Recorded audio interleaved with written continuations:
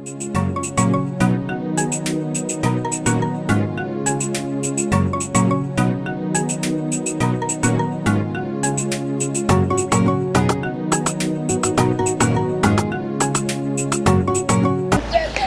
for joining us on another episode of the Miss P Show. I guess you're wondering why I'm all dressed up like this. Well, that's my swag for the day. I decided to take up on an activity that I'm very scared about, or that I don't do quite so often, just to entertain you, and on the other hand, to get over my fears.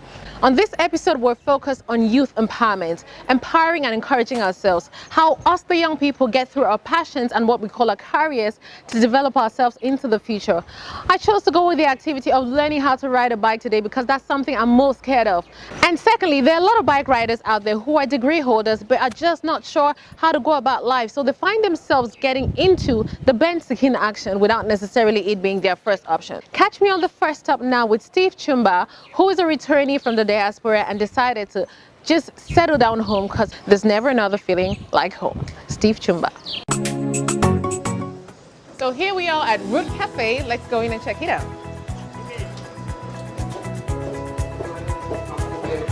Hey, welcome. Welcome at the Root Cafe. Thank you, Steve. Right here at Root Cafe, I'm not sure how it happens, but I'm about to test my culinary skills with, well, I'll say African sandwiches. But Steve, I'd like you to share your experience moving back home. So yeah, before I go, let me leave you with this. Do I really have to put this on? Yes, and you're all set to go.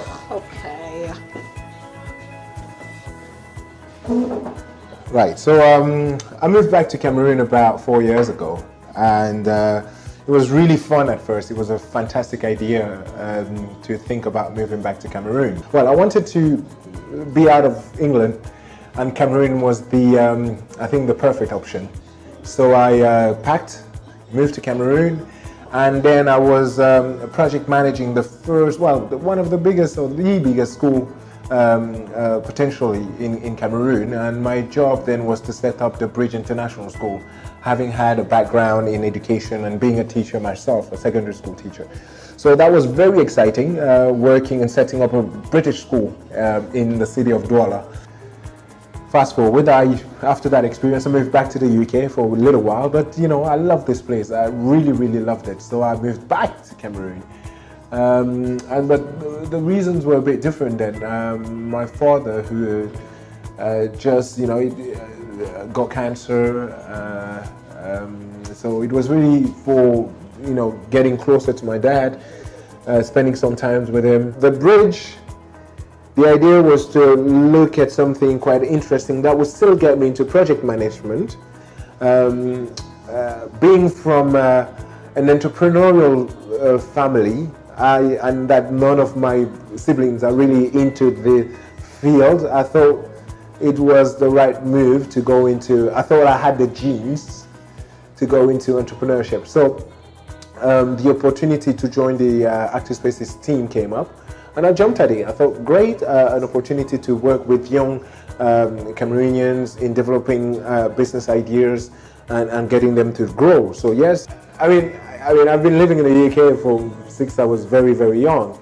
And when you live in Cameroon, I mean, every time, I can't count the number of times I was like looking at my passport saying, I want to go back to the UK, I want to go to a place where I get better health options, I want to go to a place where, you know, where there's security, I want to go to a place where people don't judge based on how you, I mean, I just want to go somewhere where things work, or at least seems to work.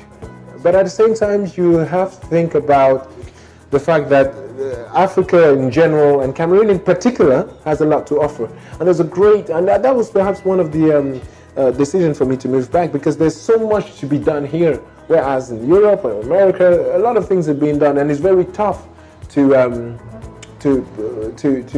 make a mark. Leaving would be quitting. And he said to me, si ça te dépasse, laisse. C'est que ça t'a dépassé. So, because I'm maybe thinking, I don't want to quit, I don't want to drop, I keep on going. So many things to be said about being an entrepreneur. But I say being an entrepreneur it's an investment of your time, of your sweat, some time of your money as well. Not all the time, but some time of your money as well. But first of all, let me say, Cameroonians don't know how to have fun. And whoever wants to challenge that can come and see me. Weekends, I think they're reserved for fun, not working. So we can't go to a club and pretend to be a directeur général. Just have fun. So anywhere that there's the music playing and good people, I'll be there. Single, married, divorced, engaged, all of that together. Yeah.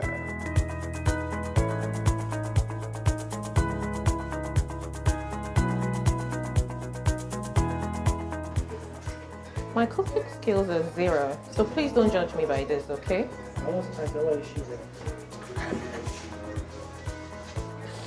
Okay. I'm too lazy to figure this out, so yeah. Steve, you're just gonna have to eat this. Anyhow it comes out.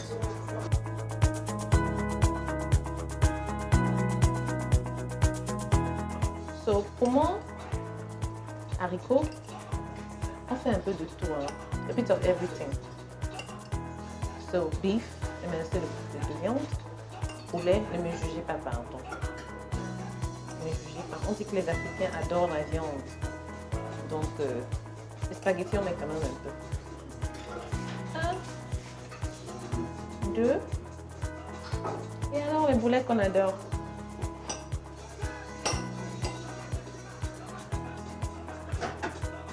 Voilà, voilà, voilà, et c'est prêt. Voilà! It's ready! Pain chargé à la toux. Okay, let's take this to Steve. See you there. Moment de vérité. Merci, madame. Autre chose? Non, non. Ok, d'accord. Bon, j'espère que tu vas me donner un 10 sur 10. Hein. C'est bien, c'est... Le chargement, c'est vraiment le chargement. C'est vraiment chargé. Ça a vraiment chargé. Tout à l'heure, tu me dis j'ai hâte. Ok. His face. Am I gonna eat on camera? Je vais manger à la télé. Okay, make sure you laugh. Then it's good. He's savoring it. Yay! That means I got it right.